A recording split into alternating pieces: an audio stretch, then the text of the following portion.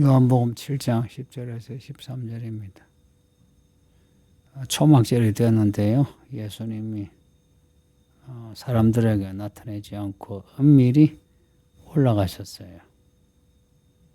어제 읽었던 앞에 그 본문 보면 초막절이 가까운데 형제들을 먼저 보내요.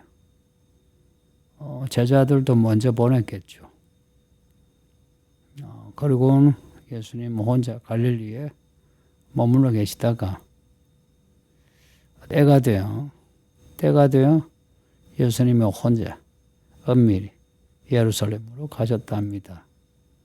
왜냐 이래 물으면 예수님이 때를 타이밍이 아니었기에 형제들과 같이 가지 않았고 타이밍이 되자 혼자 은밀히 예루살렘으로 가신 겁니다. 요한복음에서는 이 때, 이 타이밍이 계속되는 주제가 됩니다. 가나 혼인잔치 그 첫 표적에서부터요. 예수님은 무엇을 해야 할지 아신다 해도 항상 그 타이밍을 잡아서 일을 하셨습니다. 이런 걸 보면 우리도 뭘 할지 안다 해도 그 타이밍과 함께 이 타이밍은 방법론하고도 같이 연결되죠. 어떻게 해야 하는가. 이런 문제에서 좀 진지해야 되겠습니다. 보통 사람들 보면 무엇을 안다 이러면 그냥 해버리죠.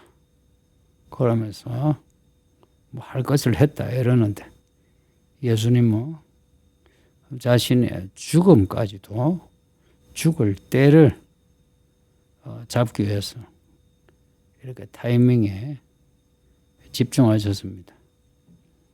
그리고 사람들에게 나타내지 않고 은밀히 올라가셨다.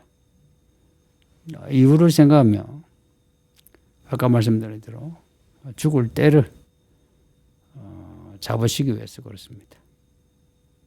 1절에 보면 유대에 안 다니시고 갈릴리에 다니신 이유 유대인들이 예수님을 죽이려고 해요. 예수님은 예루살렘에 가면 죽을 수 있다는 거 아시는 겁니다.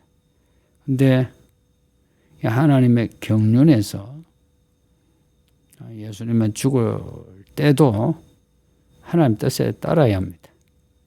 예수님이 복음을 3년여 동안 전하셨던 거 아시죠? 1년 전하시다가 죽으실 수도 있는데 예수님이 1년, 2년, 3년 이렇게 하나님의 뜻에 따라 시간을 보내신 겁니다. 예수님이 예루살렘 이제 가셨는데 이제 이 본문 뒤의 내용은 예수님이 예루살렘에서 행하신 일들이 나옵니다.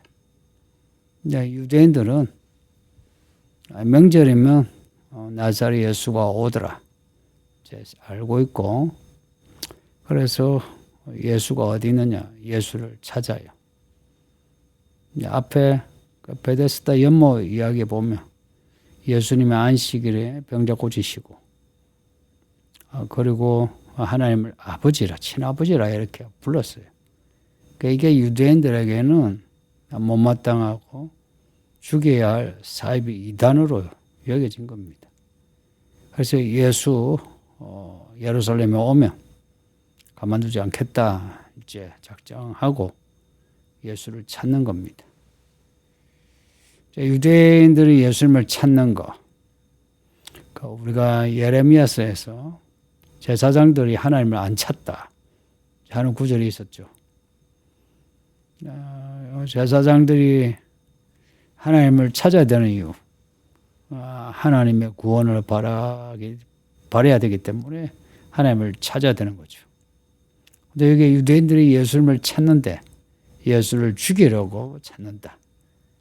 참 이러냐죠. 우리가 예수님을 찾는다면 이제 찾는다는 것을 관용어로 그가 어디에 있느냐 이제 하는 겁니다. 그가 어디에 있느냐 하는 거예요. 그 예수님이 어디에 있냐? 하나님 어디 계시냐? 자, 우리가 찾는 의도는 우리 예수님을 경유하기 위해서 찾는 거죠. 12절에 예수에 대해서 수군거림이 많았답니다. 나사렛 예수에 대한 이 예루살렘의 이 복잡한 반응들이 나옵니다. 어떤 사람들은 예수님을 좋은 사람이라, 어떤 사람은 무리를 미혹하는 나쁜 사람으로, 그러니까 우리 사회에 뭐 좌우 이렇게 분열된 논리처럼 예수님에 대해서 평이 양극단으로 나눠진 겁니다. 앞에 5장의 베데스다 연못 이야기, 이제 거기에서 고침을 받은 병자 같은 경우는 예수님을 좋은 사람이라 평가하겠죠. 근데 예수님의 말씀을 듣고 불편했던 사람들, 이 사람들은 예수님을 미혹하는 사람이라 평가하겠죠. 미혹한 사람이라 하면 마귀의 사람이라 하는 겁니다. 자, 그러면 지금 여러분은 예수님이 어떤 사람인가요? 물론 좋은 사람이시죠, 그죠? 근데 왜 좋은 사람이고 어떻게 좋은 사람인지, 예수님이 나와 무슨 관계인지 아시나요? 그걸 아시려면 이 요한복음에서 예수님이 반복해서 말씀하는 나는 생명의 떡이다라고 하는 말씀처럼 예수님의 자신을 밝히는 이 말씀을 받아들여야 예수님을 제대로 믿을 수 있습니다. 그러니까 우리의 믿음은 그냥 믿습니다 하는 게 아니고 예수님이 누구신가 하는 그 믿음의 지식에서 시작됩니다. 지금 이 교회 안에서 그 누구도 예수님을 미혹한 사람이라 이렇게 말하지는 않겠죠, 그렇죠? 교회를 해치는 사람조차도 예수님을 믿어야지 하고 하나님을 향해서 아버지 하나님하고 또 교회를 위하여 일을 한다 이러죠, 그렇죠? 누가 예수 안 믿는다 하고 교회를 무너뜨린다 합니까? 그 일곱 교회에 나오던 그 니골라다, 이세벨, 발람, 유대인들도 다 예수님을 믿는다는 사람이었겠죠. 그러나 예수님이 보시기엔 그들이 다 마귀의 사람인 겁니다. 똑같이 지금도 이번에는 주여 주여 하지만 교회를 해치는 사람들이 있습니다. 저나 여러분은 그런 사람이 되면 안 돼요. 그러면 안 된다 하는 것은 사실 우리를 위해서 그래야 하는데, 근데 우리도 모르게 혹은 우리의 신념에 의해서 우리가 교회를 해치는 그런 마귀의 사람이 될 수 있습니다. 유대인들이 지금 그래요. 이들은 확실한 어떤 신념을 가지고 예수님을 지금 잡아 죽이려고 하는 겁니다. 이런 분위기, 유대 사회가 다 이런 분위기, 특히나 유대 사회의 주류가 되는 예루살렘의 사람들이 이런 분위기예요. 그리고 여타 유대인들은 이런 주류의 분위기를 감지하고 예수님을 믿는 것을 겁을 냅니다. 예수 믿는 걸 겁을 냅니다. 그래서 예수님에 대해서 말한 자가 없다고 합니다. 참 슬픈 분위기죠. 사람을 두려워하는 거예요. 그러니까 불이익을 무서워하는 겁니다. 그래서 침묵하는 사람들. 예수님에 대해 말을 하는 순간 사람들에게 지적을 받고 불이익을 받을 수 있는 이런 사회가 곧 이 한국 사회도 도래할 겁니다. 도래하기 전에도 사실 좋은 교회, 나쁜 교회 어떤 그 기준이 있어가지고 좋은 교회, 나쁜 교회 드러나 있습니다. 좋은 교회는 믿음의 말을 자유롭게 할 수 있는 교회예요. 그러니까 이런 교회 분위기는 말씀을 받아들이고 또한 교회 목회자에 대한 신뢰가 있습니다. 왜냐? 말씀을 받아들이는데 목회자를 혹은 목자, 교사, 가르치는 자를 신뢰하지 않으면 어떻게 받아들이겠어요? 좋은 교회는 믿음의 말을 자유롭게 합니다. 해도 뭐 광신자니 뭐 목사인데 알랑거린다니 이런 말 하지 않습니다. 근데 나쁜 교회는 좀 이렇게 열심히 믿으면 목사인데 알랑거린다든지 뭐 광신자라든지 그런 말 합니다. 뭐 혼자 잘났느니 그럽니다.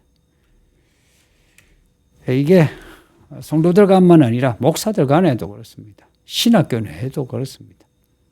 좋은 분위기 별로 없습니다. 이 서울교회는 교회는 어떤가요? 믿음의 말을 자유롭게 할 수 있는 분위기인가요? 그러면 교회가 돼야죠, 그죠? 그리고 반대로 불신앙 혹은 불순종의 말을 하는 사람들이 눈치를 봐야 하죠, 그죠? 그러다가 변화되든지 아니면은 안 되면은 교회에 더 이상 못 붙어 있든지 그렇게 돼야죠. 그러니까 이 교회가 어떤 교회냐 하는 것은 지금 우리들의 태도에 달려 있습니다. 갈수록 이제 교회는 힘들어질 겁니다. 힘들어진다 할 때 두 가지입니다. 좋은 교회는 하나님의 마지막 부흥을 일으키실 거고, 나쁜 교회는 겉으로는 부흥일지라도 속으로는 썩어가는 교회가 될 겁니다.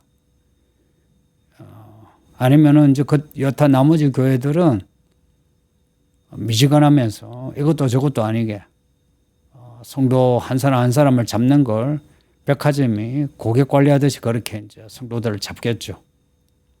성도님들, 우리가 있는 이 서울교회는 교회는 정말 그리스도가 머리가 되신 교회가 되도록 합시다. 그러려면 저나 여러분이 그리스도 안에 있어야죠. 혹은 그리스도 지체로 그리스도께서 말씀하시는 거 다 순종해야죠.